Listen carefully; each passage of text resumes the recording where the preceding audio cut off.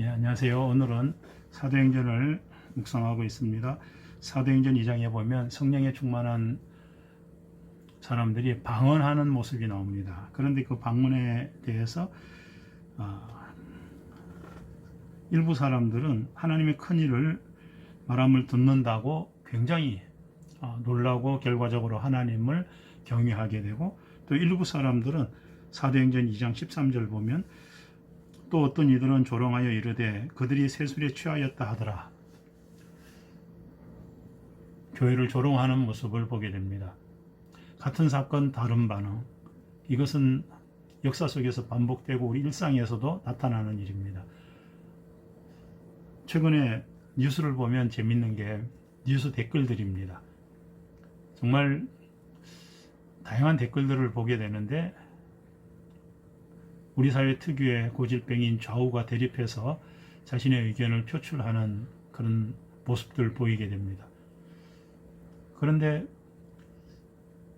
정말 터무니없는 일방향성으로 늘 몰아가는 그런 견해들도 있습니다. 예를 들어서 최근에 유성이 떨어진 것 때문에 사람들이 거기에 대해서 댓글을 달았는데, 문재인 정부가 잘못해서 그런 유성이 떨어졌다는 어처구니 없는 댓글도 보았습니다.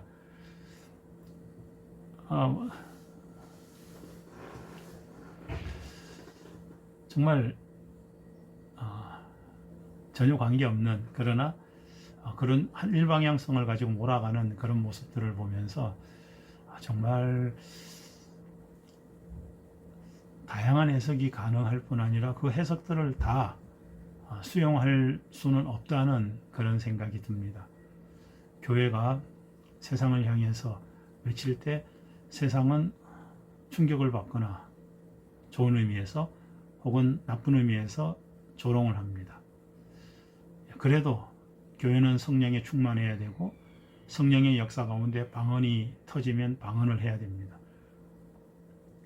하나님의 놀라운 일들을 세상에 보여줄 수밖에 없는 것이 교회의 본질, 교회의 사명이라고 생각합니다.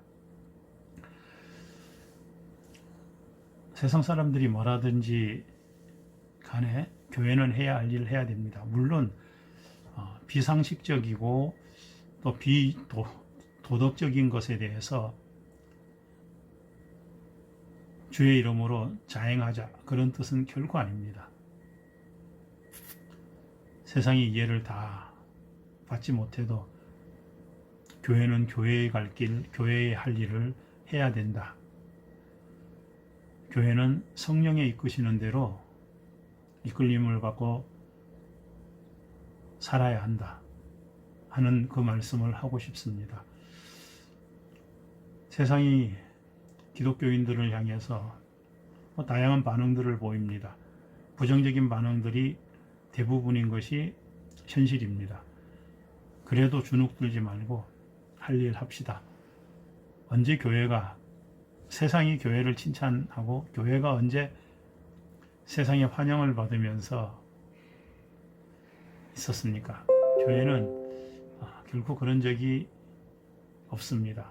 잠시 세상이 그런 척 했지만, 그러나 교회는 결코 그것을 기준으로 세상이 환영하는 복음을 전하려고 해서는 안 되고, 하나님께서 원하시는 복음, 때로 세상과 충돌하더라도 교회는 교회다워야지 된다는 말씀을 다시 한번 드리고 싶습니다. 교회는 교회답고 성도는 성도다워야지 빛을 내는 것이고 맛을 내는 것입니다. 오늘 하루도 그런 삶이 되기를 소원하면서 잠시 기록으로 남깁니다. 감사합니다.